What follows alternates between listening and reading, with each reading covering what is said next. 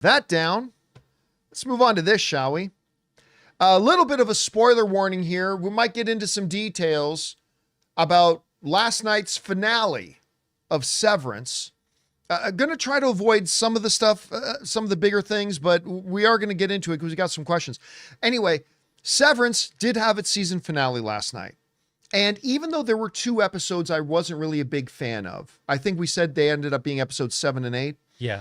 I didn't end up liking those 2 episodes. I still thought the season overall was pretty strong. And boy, did it stick the landing. I didn't think it was possible for them to have a season finale that could match the "she's alive" season 1 finale. Oh boy, they did it. Oh boy, they did it. And I've never gotten a bigger kick out of seeing a college, football, high school, whatever, marching band. For those of you who saw the episode, you know what I'm talking about, than I did last night. And only deep in the fact that I think Mr. Milicic is one of the best characters on television right now. Anyway, love the episode. Now, in the wake of last night's finale, Variety has now reported that Severance has been renewed for season 3 at Apple TV. They wrote, "Praise Keir. Severance has been renewed for season 3. The news comes a day after the season 2 finale of the Apple TV's workplace thriller. What started as a niche sci-fi mystery with a cult following became Apple TV's most watched series ever during its 2nd season run, according to the streamer." Now, that is great news, but I do want to point something out. The showrunners, and including Ben Stiller himself, have for a while been talking about the development of season 3, right? It's like, we've known for a while there's going to be a season 3. They've already started working on it. Yeah. But I guess in their defense, there has never been a full official proclamation that season 3 has been greenlit and is indeed coming. And sure enough, we are getting a season 3, and I'm glad to hear it. Now, I was planning today on running through some of my big questions that I had going into season 3. This is where you might get some spoilers if you haven't seen the new Severance yet. So as you see, Jonathan put up the spoilers warning here. You might want to mute until you see this spoiler warning come down. Okay? You've been warned. As long as the spoiler warning is up and you don't want to know anything about the finale, you better go on mute, and then you can unmute it once the spoiler thing comes down. Got it? Great.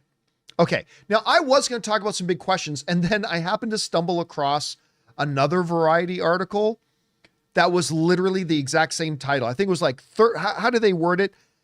13 burning questions for season 3. All right. So I thought, okay, well, instead of me just trying to copy what they did, I thought, let's just go through the questions that Variety posted that they have. So I think that's a great idea. So let's go through these, shall we? All right. Number 1. What is Helly and Mark's plan? And that is specifically at the end of the episode. Because Ann and I are watching the episode, and, you know, Gemma's now out, but Mark doesn't leave with her, and he stays with Helly because the innie is in love with Helly. And it's like, okay, but Ann and I looked at each other like, what do they think they're going to do? They're literally stuck in Lumen. They're like, what's the plan here? Mm-hmm. So, you know, it kind of ends with them running down a hallway. Okay, great. What's the plan? Not really sure what their idea is. Clearly they must have something. So that is one of the bigger questions. I like that one. Next question. What does this mean for Gemma? I mean, literally, they get Gemma out, and then Mark doesn't come through the door with her. And he closes the door, and she's like, Mark, but he stays in there. So what does that mean for Gemma now, moving forward? So that's one of the big questions. Guys, we want to take a second to thank a sponsor of today's episode, BetterHelp. Listen, guys, you know, if you've been listening to me for any amount of time, that I really believe that we need to start prioritizing our mental health. I often compare it to this. You know, when we go to the gym to get ourselves more physically healthy, we see that as a positive step. We need to start looking at our mental health the same way and prioritizing our mental health. And that's where BetterHelp comes through. Therapy should feel accessible, not a luxury just for people who have lots of money. With online therapy, you get quality care at a price that makes sense and can help you with anything from anxiety to everyday stress. If you want to look at the numbers, traditional in-person therapy can cost anywhere from $100 to $250 per session, which adds up fast. But with BetterHelp online therapy, you can save on average up to 50% per session. Your mental health is worth it, and now it's within reach. With over 30,000 therapists, BetterHelp is the world's largest online therapy platform, having served over 5 million people globally. Your well-being is worth it. Visit betterhelp.com/Campea today and get 10% off your first month. That's BetterHelp, HELP.com/Campea. The next one. Will Mark fully reintegrate? Because you guys know throughout the season, he's been going through the, did they call it reintegration? Maybe that's what they called it, but he's been going through reintegration, starting to get flashes of memories. Will that come to fruition? That's another big question we were left with. Also, why isn't there more security in Lumen down the testing floor? Because there's really none. Like Mr. Milicic is down there himself, and that's about it. Yeah. Now, I've got my theories about that. Like, I kind of think that what happens down there is so secretive that they don't even allow security. Maybe.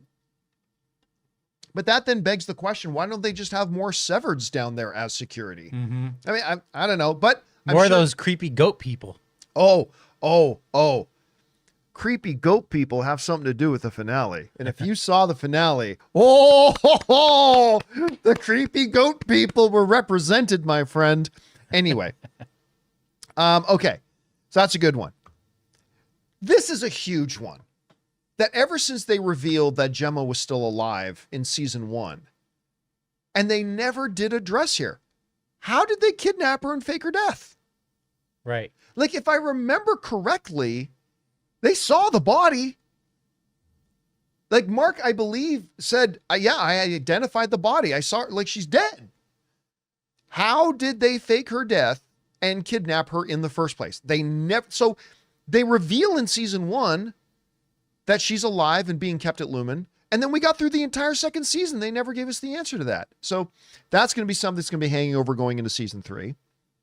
Another thing was, why did Lumen choose Mark and Gemma for this Cold Harbor thing in the first place? Like, we never really get any kind of clear thing about why these two. We know it's these two, but why is it these two? That's going to be something they're going to have to address in the next season. One of my favorite questions that came up for me during the season is Milicic actually going to be loyal to Lumen? Or is he going to be more like what did they call it? What was her last name again? Corbert or whatever her name was. Is he going to be more like her where she kind of turns against the company? I mean, when he tells the big boss man, devour fesculence. You're right.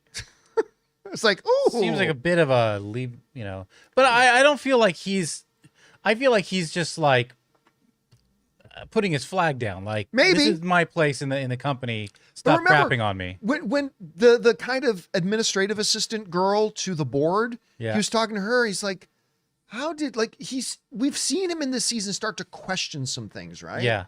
Miss Hong was the young girl. Right.